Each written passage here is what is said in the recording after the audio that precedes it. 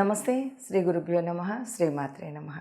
ఆదిత్యాయ చ సోమాయ మంగళాయ బుధాయ గురు శుక్ర శనిభ్యే రాహవే కేతవే నమ. కొత్త సంవత్సరంలోకి వచ్చాం దాదాపుగా.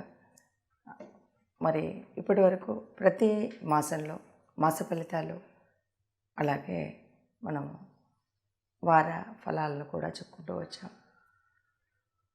ఇప్పుడు ఏప్రిల్ మాసంగాను, ఈ మాసంలో మనకి ప్రత్యేకించి కొత్త సంవత్సరం ప్రారంభమవుతుంది. కొత్త సంవత్సరంలో మనం క్రోధినామ సంవత్సరంలో ఒక్కొక్క రాశి వారికి ఎలా ఉంటుంది అని చెప్పుకునే ముందు, ఇది కేవలం గోచార రీత్యా చెప్పుకునేటువంటి ఫలితాలు మాత్రమే. అంటే చంద్రుడిని బట్టి చెప్పుకుంటూ ఉన్నాం. నిజానికి జన్మజాతకంలో ఉన్నటువంటి నక్షత్రాలను బట్టి, నడుస్తున్నటువంటి రాశిని బట్టి, అందులో ఉన్నటువంటి రాసుల యొక్క యోగించేటువంటి లక్షణాలు, లేకపోతే యుతి, ఇవన్నింటిని బట్టి ఉండేటువంటి జాతకంలో కేవలం ఈ గోచార రీత్యా గ్రహాల యొక్క గమనం వల్ల వచ్చేటువంటి ఫలితాలు ఎలా ఉంటాయో మనం ప్రతి మాసంలో చెప్పుకుంటూ ఉన్నాం.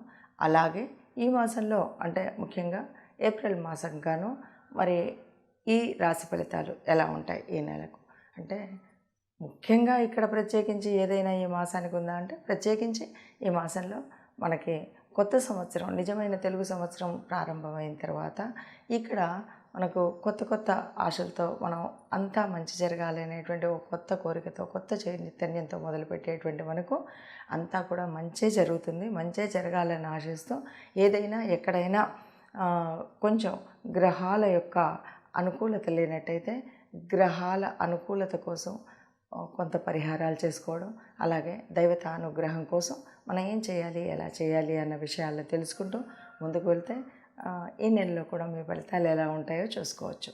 ఏప్రిల్ మాసంలో కుంభరాశి ఫలితాలు. కుంభరాశి వారికి ఏప్రిల్లో ఎలా ఉంటుంది అంటే, కొంచెం కుంభరాశి వారికి అనుకున్నంత అదృష్టకరమైనటువంటి ఫలితాలు అయితే ఏం చెప్పలేం, కానీ మిశ్రమ ఫలితాలు ఉంటాయి కుంభరాశి వారికి. అందుకని మనం చేయాల్సిన పనుల్లో వృధాగా కాలయాపన చేయడం కాదు, ఎక్కువ వచ్చినటువంటి అవకాశాలను అస్సలు జారవిడ్చుకోకూడదు. దీనికంటే మంచిది వస్తుందని వచ్చిన ఉద్యోగాన్ని వదులుకోవడం, పెడదామనుకున్న వ్యాపారాన్ని వదిలేసి ఇంకో వ్యాపారం పెడదామనో, లేదు ఇప్పుడు వస్తుంది చాలదు అనేసి ఆశ కొద్ది ఇంకేవో కొత్త కొత్త బ్రాంచులు పెట్టడం, ఇలాంటి పనులు ఈ కాలంలో అస్సలు చేయకూడదు అనేటువంటిది ఒక సూచన. ఎందుకంటే మనం చేస్తున్నటువంటిది చాలా జాగ్రత్తగా చేయాలి ఈ సమయంలో. కాలం అలాగే వృధా చేయకూడదు. ఆలోచనలతో, ఊహలతో, చాలామంది ఊహలతో ఎక్కడెక్కడో ఆకాశంలో చక్కటి బిల్డింగులు కడుతూ ఉంటారు. అది కాదు, నిజమైన నిక్కచ్చైన ప్రణాళిక వేసుకొని దాన్ని వృధా చేయకుండా ఆ సమయానికి అనుగుణంగా పనిచేసినట్టయితే బాగుంటుంది. లేదు అంటే వచ్చిన అవకాశాలను జారవిడుచుకునేటువంటి స్థితి బాగా కనిపిస్తుంది. దాని విషయంలో జాగ్రత్తగా ఉండండి. ప్రతిబంధకాలు అధిగమించడం కోసం ఏదో ఒకటి ఇది చేద్దామంటే ఒక అడ్డు, ఇది చేద్దామంటే ఇంకొక అడ్డు, అలాంటివి ఉన్నప్పుడు మీరేం చేయండి అంటే శక్తియుక్తులను కూడగట్టుకోండి. మీకున్నటువంటి ఏమైనా ఇది చెయ్యాలి అనేటువంటి నిర్ణయం తీసుకోండి. ప్రయత్నం అవసరం. తప్పనిసరిగా ప్రయత్నం చేస్తేనే ఫలితం ఉంటుంది. ఇది అవ్వలేదు అనుకున్నాను, వాళ్ళెవరు వచ్చారు, వీళ్ళెవరు వచ్చారు, ఇలాంటి సాకులు ఏవీ లేదు. గట్టి నిర్ణయం తీసుకోవాలి, గట్టిగా పనిచేయాలి. అలాంటప్పుడే ఉంటుంది. ఆ గట్టిగా నిర్ణయం చేసుకొని గట్టిగా ఉండడానికి విష్ణుమూర్తి ఆరాధన చేయడం మర్చిపోకుండా ఉండండి. ఆ విష్ణు భగవాన్ని, విష్ణు సహస్రనామాలను వీలైనన్ని సార్లు వినండి. స్వామిని సంకల్పించుకొని నిత్యం రామనామ స్మరణ చేసినట్టయితే తప్పకుండా మీకు విజయం పొందగలుగుతారు. మరి విన్నారు కదా, ఇలా గోచార ఫలితాలు చెప్పగానే ఇది మాకు 100% జరగలేదు అని ఎవరు అనుకోకూడదు. కారణం పదే ప్రతిసారి ఎందుకు చెప్తున్నామంటే, ప్రతిసారి కూడా మళ్ళీ కొత్త వాళ్ళు కొత్తగా అసలు మాది ఇలా ఉంది మీకు ఎలా తెలుసు అని కొంతమంది, అసలు మీకు జ్యోతిషం వచ్చా అన్న వాళ్ళు కూడా ఉన్నారు. కారణం ఏంటంటే, ఒక్కొక్కరికి ఒక్కొక్క జన్మజాతకంలో ఉన్నటువంటి వారి యొక్క ఏం జరుగుతుంది, ఏ దశ ఉంది, ఏ అంతర్దశ ఉంది, ఈ దశలో వారికి ఉన్నటువంటి స్థితి ఏంటి, వీటిని బట్టి కొంత ఫలితాలు ఉంటాయి. అయితే గోచార రీత్యా మనం చెప్పేటువంటిది ఈ కోటానుకోట్ల మందిలో కేవలం 30% వరకే ఈ ఫలితం ఉంటుంది అని ముందు నుండి పదే చెప్తూ ఉన్నాం. మరి అయినప్పుడు ఎందుకు చెప్పుకోవాలి అన్న మాట కూడా మళ్ళీ చెప్తున్నాం. కారణం ఏంటంటే, మనం చెప్పుకున్నట్టయితే, ఎందుకంటే కొంతమందికి అస్సలు వాళ్ళకి జన్మజాతకం ఉండదు, కేవలం పేరును బట్టి మాత్రమే ఉంటుంది. అలా ఉన్నప్పుడు రెండవది, ఇంకా కొంతమందికి రాశి పేరు తెలుసు, ఇంకా అంతకుమించి ఏమీ తెలియదు. అలాంటప్పుడు వాళ్ళకి ఇది కొంత ఉపయోగపడుతుంది. ఇక రెండవది, గ్రహాలు జరుగుతూ ఉన్నప్పుడు జన్మజాతకం ఎలా ఉన్నా ఎంతో కొంత గ్రహాల యొక్క ప్రభావం మానవ శరీరం మీద, ఈ భూమి మీద పడడం అనేటువంటిది మనకు తెలిసినటువంటి విషయం, సైన్స్ పరంగా నిరూపించబడినటువంటి విషయం. ఖగోళ పరంగా గ్రహాల యొక్క అనుకూలత ఉండాలన్నది అందరికీ తెలిసినటువంటి విషయమే.